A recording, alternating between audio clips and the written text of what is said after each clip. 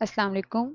इस वीडियो में हम चैलेंजेस ऑफ चेंजिंग अर्थ के chapter number 9 carbon and the science policy nexus the Kyoto challenge के बारे में पढ़ेंगे। इसमें हम इसका इंट्रोडक्शन देखेंगे, ग्लोबल कार्बन साइकिल पढ़ेंगे और human preservation of the carbon cycle. ये जो आपकी बुक है उसमें जो मटेरियल है उसी को हम थोड़ा इजी करके देखेंगे। बुक मैं एक बार दिखा देती हूँ आपकी। ये वाली जो बुक है इसका चैप्टर नंबर 9, इसकी हम सबसे पहले इसका हम इंट्रोडक्शन देखेंगे इस वीडियो के अंदर। ठीक है, यहाँ तक इसका इंट्रोडक्शन है। उसके बाद ग्लोबल कार्बन साइकिल और फिर उसके बाद 9.2 वाला topic human perturbation of the carbon cycle. ठीक है, यहाँ तक हम इस वीडियो के अंदर देखेंगे। नेक्स्ट आगे नेक्स्ट वीडियो के अंदर तो इसका इसके अंदर जो मटेरियल दिया गया है, इसके अंदर जो लिखा गया है उसी को हम थोड़ा इजी करके पढ़ने की कोशिश करेंगे। तो चलें स्टार्ट करते हैं। सबसे पहले इसके अंदर इंट्रोडक्शन देख लेते हैं। हमें पहले थोड़ा सा आइडिया हो गया, इसके अंदर कार्बन के बारे में बात होगी। जो है वो क्लाइमेट चेंज से रिलेटेड इसके अंदर जो है वो मेन बात हो रही है। ठीक है, तो क्लाइमेट चेंज के बारे में हम जानते हैं। क्लाइमेट चेंज क्या है? Climate change is the long term heating of earth climate system. कि अर्थ का जो टेम्परेचर है वो इतना ज़्यादा इंक्रीज होता जा रहा है, उसकी वजह से जो वेदर पैटर्न्स हैं वो चेंज हो रहे हैं। इसे हम क्या कहते हैं? क्लाइमेट चेंज कहते हैं। तो क्या कहा जाता है कि क्लाइमेट चेंज जो है वो प्री इंडस्ट्रियल पीरियड जो कि 1850 से 1900 तक है, तब से ही देखने में आ रहा है। मतलब तब से ही क्लाइमेट चेंज जो है वो देखा गया है। प्री इंडस्ट्रियल पीरियड मतलब जब जो है वो इतनी इंडस्ट्रीज नहीं होती थी, तब भी जो है वो ह्यूमन एक्टिविटीज की वजह से क्लाइमेट चेंज हो रहा था। ठीक है, तो उस टाइम पे जब इंडस्ट्रीज नहीं थी तो क्या ऐसी ह्यूमन एक्टिविटीज़ थी? जाहिर सी बात है, गाड़ियाँ वगैरह भी नहीं तब चलती थी। तो जो फॉसिल फ्यूल बर्निंग थी, मेन एक रीज़न ये था जिसकी वजह से जो है वो ग्रीन हाउस गैसेस बनती थी और वो अर्थ के एटमॉस्फेयर के अंदर ट्रैप हो जाती थी और उसकी वजह से जो है वो ग्रीन हाउस अफेक्ट होता था, जिसकी वजह से ग्लोबल वार्मिंग होती है और ग्लोबल वार्मिंग की वजह से जो है वो अल्टीमेटली क्लाइमेट चेंज होता है। ठीक है, तो क्लाइमेट चेंज का अब इसका जो है वो इस क्लाइमेट चेंज का इम्पैक्ट क्या है वो भी हम जानते हैं कि इसका जाहिर सी बात है इसका नेगेटिव इम्पैक्ट ही है, पॉजिटिव इम्पैक्ट नहीं है। कि दुनिया के हर कोने में डिफरेंट चीज़ों को, जैसे वाटर हो गया, फिर उसके अलावा फार्मिंग में, फॉरेस्ट में, फिशिंग में, इकोसिस्टम्स, सब इकोसिस्टम्स को इसने अफेक्ट करना है, जैसे कोरल रीफ्स वगैरह। ठीक है, उसके अलावा ह्यूमन हेल्थ पे भी इसका जो है वो डायरेक्ट इम्पैक्ट है। किस तरह से? कि जो इंसेक्ट से जो डिजीजेज होती हैं वो इसकी वजह से इंक्रीज होती हैं। ये हमने पहले भी किसी टॉपिक के अंदर पढ़ा है। जैसे मैंने आपको बताया था कि जो पेस्ट होती हैं, ठीक है, पेस्ट वगैरह को क्या, इंसेक्ट्स वगैरह को चाहिए होता है हाई टेम्परेचर, चाहिए होता है अपनी मल्टीप्लिकेशन के लिए। ठीक है, तो जब हाई टेम्परेचर होगा तो जाहिर सी बात है उनको तो फ़ायदा हो जाएगा, वो ज़्यादा बनेंगे और उसकी वजह से डिजीजेज ज़्यादा होंगी। तो ज़्यादातर जो है वो इन चेंजेस की वजह से लोग सफ़र करते हैं। बेनिफिट इसकी वजह से इतने इतने क्या 99.9% जो है वो इसके क्या हैं, इसके नुकसान हैं। अच्छा, अब ये जो इसमें आगे है कि एक अच्छी बात ये है कि हम इसको कम कर सकते हैं। ठीक है, इन गैसेस को जो कि क्लाइमेट चेंज की वजह बन रही हैं। किस तरह से कर सकते हैं? काफ़ी सारे तरीके हैं कि किस तरह से कि हम एनर्जी के यूज़ को, अपने लैंड के यूज़ को और जिस तरह से फूड को ग्रो किया जाता है एग्रीकल्चर वगैरह की बेहतर प्रैक्टिसेस वगैरह के थ्रू हम क्या कर सकते हैं? हम इसको जो है वो क्लाइमेट चेंज को कंट्रोल कर सकते हैं, बेहतर कर सकते हैं इन गैसेस को जो है इन इन गैसेस को कम करके। तो इसके बहुत सारे सॉल्यूशंस हैं जिनकी इतनी ज़्यादा कॉस्ट भी नहीं है। ठीक है, लेकिन इसके लिए इम्पोर्टेंट ये है कि ऐसी पॉलिसीज़ बने जो कि जिन ऐसी पॉलिसीज़ बने जिनके थ्रू जो है वो ऐसे सॉल्यूशंस बनाए जा सकें। ठीक है, और उन सॉल्यूशंस को स्प्रेड भी किया जाए और रिसर्च वगैरह के लिए जो है वो ज़्यादा बजट होना चाहिए ताकि बेहतर जो है वो तरीके निकल सकें और उनको मतलब बेहतर तरीकों को जो है वो डेवलप किया जा सके और आइडियाज़ को दूसरों के साथ भी शेयर किया जा सके। अच्छा, अब इसके अंदर इसी को कंट्रोल करने के लिए 2 तरह के हम चैलेंज देखते हैं। एक है शॉर्ट टर्म चैलेंज और एक है long term challenge. Short term challenge के अंदर क्या है? क्योटो चैलेंज, जिसको हम क्योटो प्रोटोकॉल भी कहते हैं। अच्छा, क्योटो प्रोटोकॉल असल में क्या है? ये जापान में जो है वो क्योटो में ये हुआ था। असल में आप समझ लें कि ये क्या है, ये एक प्रॉमिस है, यानी डिफरेंट कंट्रीज़ के दरमियान जो है ये एक प्रॉमिस सा हुआ था। एक उनकी आपस में बात हुई थी क्या कि जो है वो ग्रीन हाउस गैसेस जो हैं वो इनकी एमिशंस को कम करना है, ठीक है। जो 6 ग्रीन हाउस गैसेस हैं उनकी एमिशंस को कम करना है, और इस गोल को कहते हैं, इस चीज़ को कहते हैं क्योटो टारगेट। यानी क्योटो टारगेट क्या है, एक शॉर्ट टर्म गोल है कि जो इंडस्ट्रियलाइज्ड कंट्रीज़ हैं, जिसमें इंडस्ट्रीज़ हैं, वो क्या करती हैं, वो उनका इसके अंदर गोल क्या होता है, मतलब उनका उनका एक गोल होता है, ठीक है। अब इसके अंदर गोल क्या है कि जो 6 गैसेस हैं जो main green house effect cause करती हैं, कौन कौन सी गैसेस हैं, oxides of nitrogen, oxides of sulphur, oxides of carbon, उसके अलावा ओजोन है, और उसके अलावा मीथेन, आई थिंक सो, ठीक है। तो आई थिंक यही हैं 6 गैसेस जो कि ग्रीन हाउस अफेक्ट करती हैं, तो इनकी जो एमिशन है उसको कम करना, ठीक है, ये क्योटो टारगेट है। तो गोल क्या है कि ये जो इमिशंस हैं बाय एन एवरेज ऑफ 5.2% जो है वो इसको कम करना है 1990 से, यानी जितनी 1990 में थी उस हिसाब से जो है वो इतनी कम करनी है, ठीक है। और इस टारगेट का मतलब ये जो गोल था ये कितनी देर में अचीव करना था, 2008 से 2012 तक जो है वो इसको अचीव करना था। अब यहाँ पर क्वेश्चन आता है कि ये तो बहुत पुरानी डेट्स हैं, तो क्योंकि बुक बहुत पुरानी है, ठीक है, तो वो उस हिसाब से उसके अंदर लिखा हुआ है, तो उस टाइम का जो है ये लिखा हुआ है कि तब की अगर हम बात करें तो 2008 से 2012 तक इस टारगेट को अचीव करना था। नेक्स्ट आ जाता है long term challenge, UN framework convention. तो ये एक बिगर चैलेंज है, UN framework convention on climate change.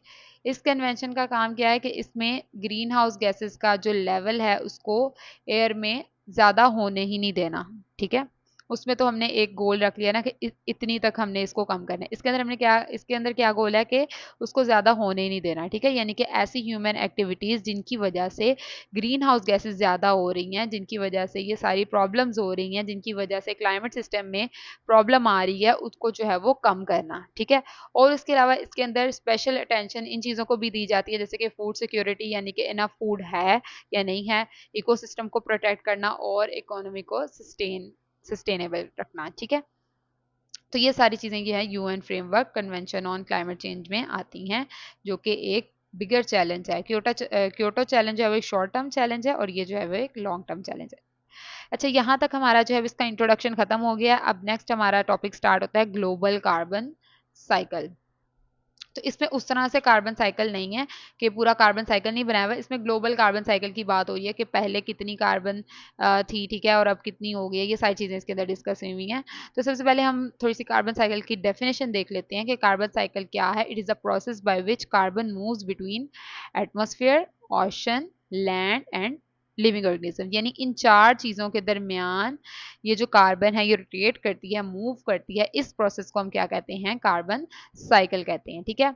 तो हर साल तकरीबन 60 गीगा टन्स ऑफ कार्बन जो है वो एटमॉस्फेयर और टेरेस्ट्रियल इकोसिस्टम के दरमियान, यानी कि लैंड के दरमियान जो है वो एक्सचेंज होती है, ठीक है। ये आपने चीज़ ध्यान से सुननी है कि क्या है, एटमॉस्फेयर और टेरेस्ट्रियल इकोसिस्टम के दरमियान 60 गीगा टन्स ऑफ कार्बन जो है वो एक्सचेंज होती है, ठीक है। और 90 गीगा टन्स ऑफ कार्बन जो है वो एटमॉस्फेयर और ओशन के दरमियान एक्सचेंज होती है, ठीक हो गया। लैंड और एटमॉस्फेयर के दरमियान 60 और एटमॉस्फेयर और ओशन के दरमियान 90, यानी कि ये ज़्यादा है, ठीक हो गया।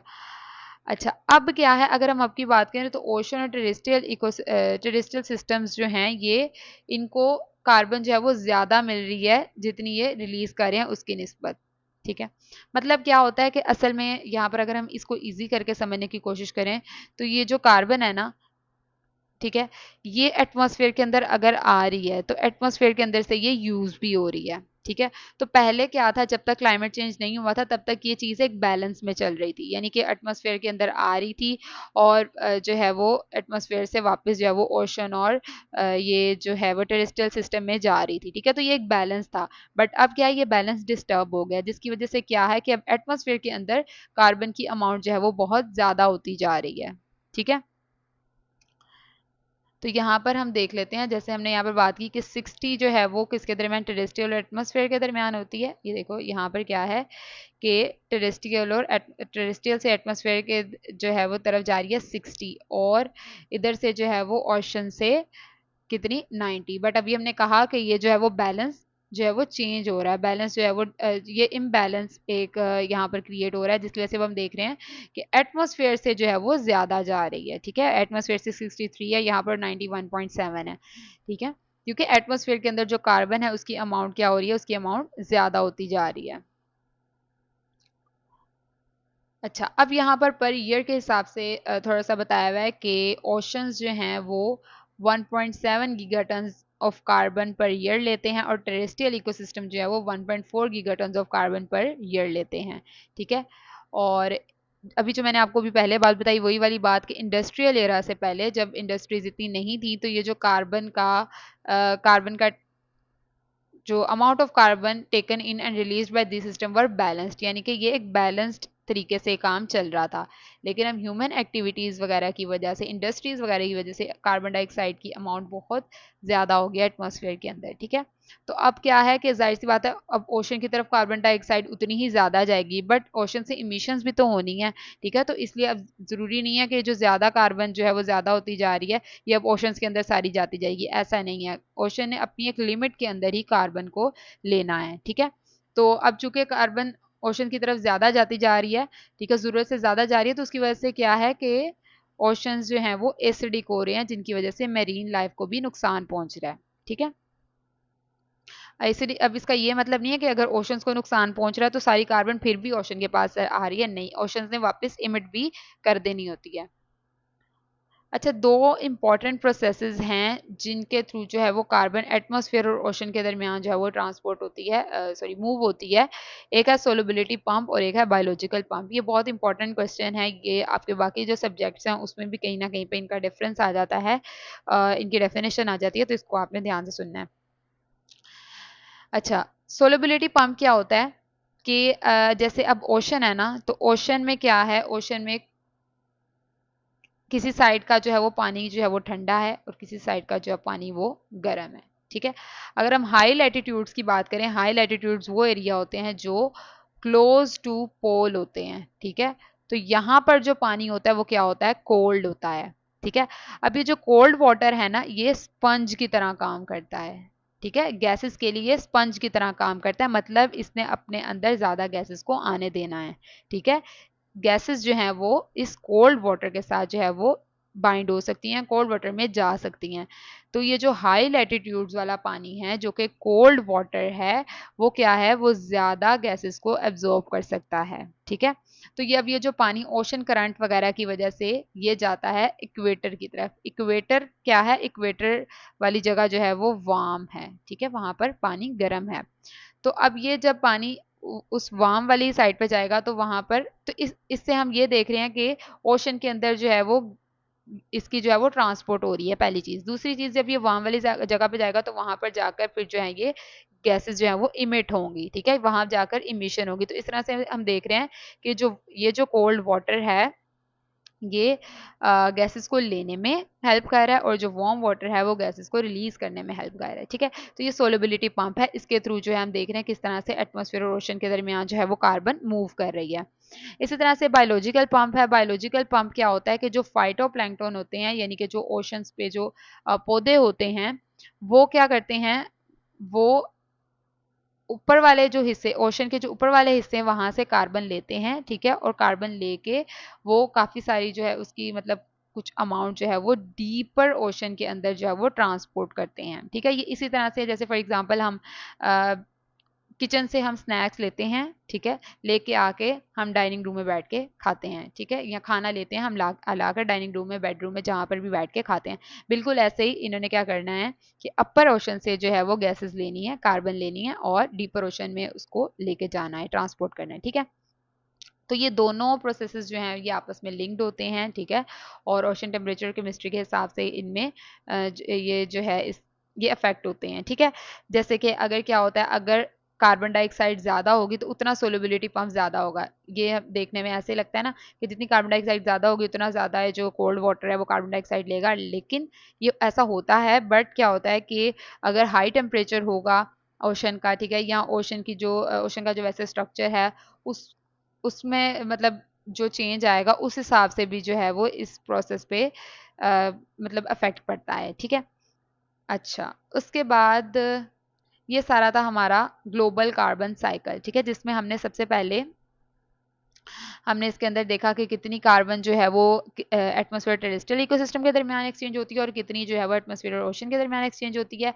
उसके बाद हमने देखा कि पर ईयर कितनी जो है वो ले रहे हैं। उसके बाद हमने देखा इंडस्ट्री की वजह से क्या प्रॉब्लम होती है, और फिर हमने सोलबिलिटी पंप और बायोलॉजिकल पंप के बारे में पढ़ा। सोलबिलिटी पंप जो हमने क्या कहा कि ठंडा पानी जो होता है हाई लैटिट्यूड से वो कार्बन को लेकर जो है इक्वेटर की तरफ ट्रांसपोर्ट करता है, वहां से जो है फिर ये रिलीज होती है। और बायोलॉजिकल पंप के अंदर हमने क्या कहा कि जो फाइटोप्लैंक्टन होते हैं, जो प्लांट्स होते हैं, ये क्या करते हैं अपर ओशन से कार्बन लेके ये डीपर ओशन में ट्रांसपोर्ट करते हैं, ठीक है। अच्छा, नेक्स्ट आ जाता है हमारा human perturbation of the carbon cycle कि ह्यूमन एक्टिव, ये सारी चीजें हम पहले पढ़ चुके हैं, बट इसमें कुछ नंबर्स के साथ हम देखेंगे कि ह्यूमन एक्टिविटीज की वजह से कार्बन डाइऑक्साइड जो है वो ज़्यादा रिलीज हो रही है एटमॉस्फेयर के अंदर, ठीक है। और जैसे मैंने आपको पहले कहा कि पहले एक बैलेंस में चल रहा था, ठीक है, कि जितनी रिलीज हो रही थी उतनी रिमूव हो रही थी, बट अब क्या है, रिलीज ज्यादा हो रही है, रिमूव कम हो रही है, ठीक है, जिसकी वजह से कार्बन डाइऑक्साइड की जो कंसंट्रेशन है वो इंक्रीज होती जा रही है। अब यहाँ पर फिर एक नंबर आ गया 1850 से 1990 तक के दरमियान में बताया हुआ है कि ह्यूमन एक्टिविटीज ने तकरीबन 336 गीगा टन ऑफ कार्बन जो एटमॉस्फेयर के अंदर ऐड की थी, ठीक है। अब ये जो 336 गीगा टन ऑफ कार्बन आई है, इसमें से 212 आई थी बर्निंग ऑफ फॉसिल फ्यूल में से और 124 लैंड यूज चेंज में से, ठीक है। तो 212 और 124 को अगर हम प्लस करें तो हमारे पास 336 आ जाता है, ठीक है। अभी जैसे अभी हमने पहले भी बात की कि क्या होता है कि ये जो हमारा एक प्रोसेस चल रहा था कि जितनी आ रही है उतनी जा रही है, बट अब ये इम्बैलेंस्ड हो गया है, जिसकी वजह से अब ज़्यादातर जो अमाउंट है, मतलब कुछ अमाउंट जो है वो एटमॉस्फेयर के अंदर भी रह जाती है। तो वही हमने बात की 144 गीगा टन ऑफ कार्बन जो है वो एयर में ही रह जाती है, ठीक है। अच्छा, अब ये जो हमने बताया ना 336, ये एटमॉस्फेयर में आई है, ठीक है। अब एटमॉस्फेयर से वापस भी तो जानी है, तो ओशंस जो है वो 107 गीगा टन ऑफ कार्बन लेते हैं, ठीक है। और टेरेस्ट्रियल इकोसिस्टम जो है वो टेरेस्ट्रियल सिस्टम जो है वो 85 लेते हैं। अब 107 और 85, ठीक है, ये हमारी बनेगी 192, ठीक है। अब ये जो टोटल 192 है, अभी हमने 336 में से देख रहे हैं, ठीक है। 192 जो है, इसमें हमने क्या कहा, ओशन ने कितनी ले ली 107, 85 कितनी किसने ले ली टेरेस्ट्रियल सिस्टम ने, और 144 कितनी रह गई एयर के अंदर ही रह गई, ठीक है। इसके अंदर 192 के अंदर अगर हम 144 प्लस करें तो हमारे पास वापस 336 आ जाता है। तो इन सिंपल वर्ड्स 336 जो है वो एटमॉस्फेयर में आई, 212 इसमें से बर्निंग ऑफ फॉसिल फ्यूल से आई और 124 जो है वो लैंड यूज चेंज में से आई, ठीक है। अब इसमें से 144 जो है वो एयर के अंदर ही रहेगी, 107 जो है वो ओशन में वापस चलेगी और 85 जो है वो टेरेस्ट्रियल सिस्टम में वापस चलेगी। अब इससे हम देख रहे हैं कि इसमें प्रॉब्लम क्या आ रही है कि जो 144 जो है वो एयर में ही रह रही है, ठीक है। इसकी वजह से एयर जो है वो कार्बन डाइऑक्साइड की वजह से एयर जो है वो थिक हो जाती है, ठीक है। तो हम ये देख रहे हैं, इसके अंदर हमें मेन चीज क्या नजर आ रही है कि ये जो कार्बन जो है वो एयर के अंदर ही रह रही है। तो इस सब की वजह से क्या है, एटमॉस्फेरिक कार्बन डाइऑक्साइड जो है वो बढ़ती जा रही है, और अब इसका जो लेवल है वो कितना हो गया 369 पार्ट्स पर मिलियन, ठीक है। अगर हम प्री इंडस्ट्रियल लेवल की बात करें, जब इंडस्ट्रीज नहीं थी तकरीबन 420,000 ईयर्स अगो, तब कितना लेवल था 280 पार्ट्स पर मिलियन, बट अब कितना है 369। तो किस वजह से है कि वो जो एयर के अंदर ही अब रह रही है कार्बन, उसकी वजह से ये सब प्रॉब्लम हो रहा है, ठीक है। तो ये सारा था हमारा टॉपिक। उम्मीद है आपको इसकी अच्छे से समझ आई होगी। अगर आपको इसकी इस तरह से अच्छे से समझ आई है, मैंने इजी करके लिखने की इसके अंदर कोशिश की है, तो अगर आपको ये अच्छा लगा तो आप वीडियो को लाइक करें और मुझे कमेंट सेक्शन में ज़रूर बताएं। और इंशाल्लाह नेक्स्ट वीडियो जो है वो हम इसका जो नेक्स्ट पार्ट है उसके ऊपर हम नेक्स्ट वीडियो के अंदर पढ़ेंगे। Thank you.